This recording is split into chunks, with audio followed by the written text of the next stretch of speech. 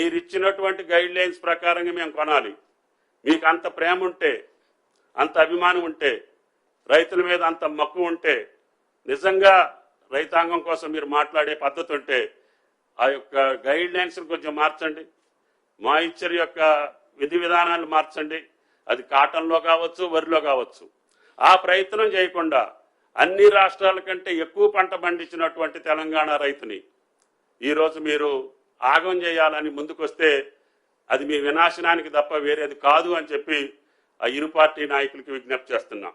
కాబట్టి దయచేసి ధాన్యం కొనుగోలులో కానీ, పత్తి కొనుగోలులో కానీ, పత్తి కూడా గతంలో కంటే బ్రహ్మాండంగా దిగుబడి తగ్గింది, కానీ కొనుగోలులో మాత్రం ఏమాత్రం కూడా అలక్ష్యం చేయకుండా గత 3 నెలలుగా CCIని ఇబ్బంది పెట్టి ఆ మంత్రి గారితో మాట్లాడి ఆ MDని ఇక్కడికి పిలిపించి 3 సార్లు తెలంగాణ పత్తిని మొత్తాన్ని కొనుగోలు చేసే ప్రయత్నం చేశాం. పెద్ద ఎత్తున పత్తి కొనుగోలు కూడా జరుగుతుంది. ఎక్కడైనా ఏదైనా టెక్నికల్గా సమస్య వస్తే రైతులకు కూడా మేము విజ్ఞప్తి చేశాం. దయచేసి మీకు ధర కావాలంటే మాయిశ్చర్ మెయింటైన్ చేసుకోండి, వాతావరణం కూడా మీకు అనుకూలంగా ఉంది, తప్పకుండా తెలంగాణ రైతాంగం పండించినటువంటి ప్రతి పంటని కొనుగోలు చేస్తామని చెప్పి విజ్ఞప్తి చేస్తూ, రాజకీయ పార్టీలు ఎప్పుడు కూడా రైతును బలిపశువు చేసే విధానానికి పాల్పడొద్దు. మీ రాజకీయ లక్ష్యాలు ఛేదించాలంటే వేరే మార్గాలు ఉంటాయి. ప్రభుత్వం వాస్తవంగా తప్పు చేస్తే మీ తప్పును మేము సరిదిద్దుకోవటానికి మేము సిద్ధంగా ఉన్నాం. కానీ ఇన్ని ప్రయత్నాలు చేసి దేశంలో ఎక్కడా లేనటువంటి విధంగా ఈనాడు వ్యవసాయ బడ్జెట్ని పెంచి సుమారు 47,000 కోట్లు, ఏ బడ్జెట్లో కూడా ఈ రాష్ట్రంలో, ఈ దేశంలో అంత పెద్ద మొత్తాన్ని కేటాయించినటువంటి రాష్ట్రం లేదు. అటువంటి రాష్ట్రాన్ని పట్టుకొని కష్టపడ్డటువంటి రైతుని మీరు కన్నీళ్లు పెట్టి ఇవ్వాలని చెప్పో, లేకపోతే కృత్రిమమైనటువంటి కార్యక్రమాలు నిర్వహించి తాత్కాలికంగా మీరు శునకానందం పొందొచ్చు. అది మంచిది పద్ధతి కాదు రాజకీయ పార్టీలకు అని చెప్పి విజ్ఞప్తి చేయదలుచుకున్నాం. కాబట్టి దయచేసి మేము అన్నటువంటి ప్రతి మాట రైతుకు సంబంధించి 2 లక్షల రుణమాఫీ చెప్పాం. అది ఆగస్టు 15కి 2 లక్షల లోపు ఉన్నటువంటి వాళ్ళందరికీ చేశాం. 2 లక్షల పైన ఉన్నటువంటి వాళ్ళకు కూడా రేపు రైతు సదస్సులో మిగిలినటువంటి వాళ్ళకి ఎప్పుడు ఇస్తాం, ఏ రకంగా ఇస్తాం, మొట్టమొదటి సంవత్సరంలోనే మేము తప్పకుండా రుణమాఫీ పూర్తి చేస్తామని చెప్పి కూడా ముఖ్యమంత్రి గారు, కేబినెట్ నిర్ణయించుకున్నాం. తప్పకుండా ఆ కార్యక్రమాన్ని కూడా పూర్తి చేసే బాధ్యత మాది. దాని తర్వాత రైతు భరోసా కూడా సబ్ కమిటీ నివేదిక వచ్చిన తర్వాత తప్పకుండా రైతు భరోసాను కూడా కంటిన్యూ చేయాలనేది మా ప్రభుత్వం యొక్క లక్ష్యం. అంతేకాకుండా పంట బీమాని కూడా ఈ సంవత్సరం కేబినెట్లో చర్చించి ఏ పంట అయినా సరే, ఏ రైతు అయినా సరే నష్టపోతే తప్పకుండా రైతును ఆదుకోవాలి. అవసరమైతే ఆ రైతుల యొక్క ప్రీమియం కూడా రాష్ట్ర ప్రభుత్వం భరాయించి అకాల వర్షాలకో, ప్రకృతి వైపరీత్యాలకో నష్టం జరిగితే ఆ పంట నష్టం వచ్చేటట్టుగా రైతును ఆదుకోవాలన్న ఏకైక ప్రభుత్వం భారతదేశంలో తెలంగాణ ప్రభుత్వం. ఇన్ని కార్యక్రమాలు చేస్తున్నటువంటి ప్రభుత్వం, గతంలో వాళ్ళు ఎగవేసినటువంటి రైతు బంధుని చెల్లించినటువంటి ప్రభుత్వం, అదేవిధంగా అన్ని డిపార్ట్మెంట్లో ఉన్నటువంటి బాకీల్ని తీర్చి కొత్త విధానానికి పోతా ఉన్నాం. కాబట్టి దయచేసి తెలంగాణ రైతుని ఇబ్బంది పెట్టేటటువంటి మీ రాజకీయ క్రీడ మానేయమని చెప్పి ఆ రాజకీయ పార్టీలకు విజ్ఞప్తి చేస్తున్నాం. Thank you. శ్రీధర్ బాబు గారు మాట్లాడవలసిందిగా కోరుతున్నాం.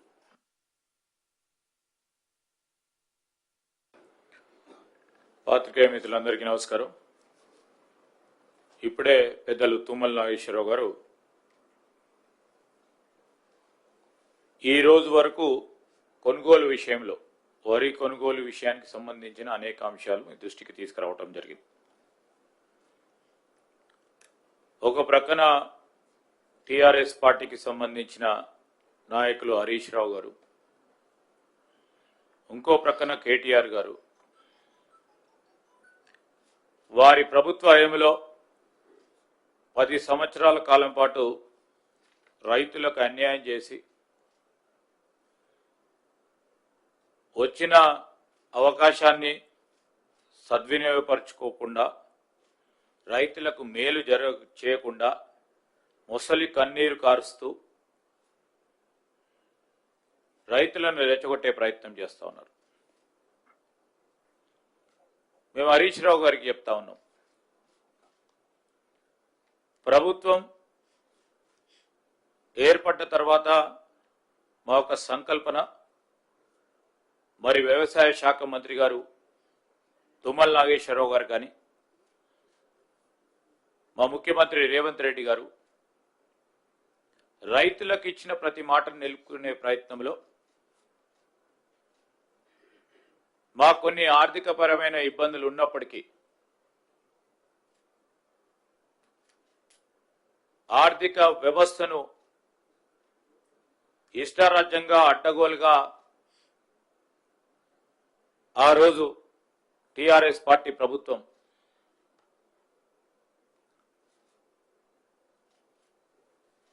అస్తవ్యస్తంగా చేసి మా పైన ఆ లెగసీని వదిలిపెట్టిన నేపథ్యంలో కూడా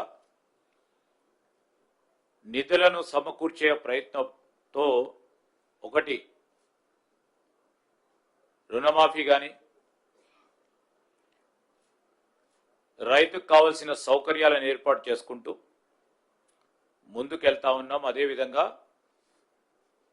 మీరేం చింత పడనక్కర్లేదు, ముసలి కన్నీరు కార్చనక్కర్లేదు హరీష్ రావు గారు. మేము ఏదైతే మాట చెప్పామో 500 రూపాయలు బోనస్ విషయంలో ఖచ్చితంగా కూడా సన్న రకాలు పండించిన రైతు సోదరుడికి బోనస్ ఖచ్చితంగా ఇవ్వటం జరుగుతుంది. ఇప్పుడే లెక్కల ద్వారా పెద్దలు చెప్పినట్టు ఇప్పటి వరకు ఎంతవరకు మేము రైతు సోదరులకు డబ్బులు ఇవ్వటం జరిగింది. అదే గత సంవత్సరానికి పోల్చి చూసిన తరుణంలో ప్రధానంగా చెప్తా ఉన్నాం, ఈ వానాకాలం పంటకి ఈ రోజున గత సంవత్సరం 2000 కోట్లు రైతులకు మీరు అందజేస్తే ఇదే 2300 కోట్ల రూపాయల వరకు రైతు సోదరులకు అందించడం జరిగింది. ఇంకా 300-400 కోట్ల రూపాయలు మేము ఎక్కువగా రైతు సోదరులకు అందించడం జరిగిందని వ్యవసాయ శాఖ మంత్రి గారు స్పష్టంగా కూడా చెప్పడం జరిగింది. బోనస్ కు సంబంధించి బోనస్ ఇస్తలేరు, రైతులను రెచ్చగొట్టే ప్రయత్నం చేస్తా ఉన్నా మిత్రులకు తెలియజేస్తా ఉన్నాం.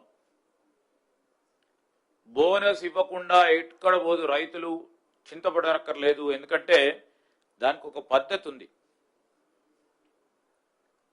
విషయ సేకరణ తర్వాత రైతులకు సంబంధించి ఏదైతే ఈ బోనస్ రిలీజ్ చేసేది ఉంటుందో రాష్ట్ర ప్రభుత్వం తరఫున ఖజానా నుంచి రిలీజ్ చేయడం జరుగుతుంది. కనుక ఆ డిస్ట్రిక్ట్ మేనేజర్ DCSOకు పూర్తి స్థాయిలో వివరాలు ఇవ్వాల్సి వస్తుంది. ఆ DCSO మళ్ళా డిజిటల్లీ సైన్ చేసి ఏదైతే ఫైనాన్స్ డిపార్ట్మెంట్లో ఉన్న MIS కి ఆ ప్లాట్ఫామ్ కి పంపించడం జరుగుతుంది. ప్రతిరోజు ఇవన్నిటిని కూడా జనరేట్ చేసి దాని పరంగా డిజిటలీ ఎక్లాన్ చేసుకొని ముందుకు పోతా ఉన్న తరుణంలో దానికి ఒక పద్ధతి ప్రకారం దాదాపు 5-6 రోజులు అంటే వారం రోజుల లోపల మేము ధాన్యం సేకరించిన తర్వాత వారం రోజుల లోపలనే ఈ 500 రూపాయల బోనస్ కూడా ఇవ్వటం జరుగుతుంది.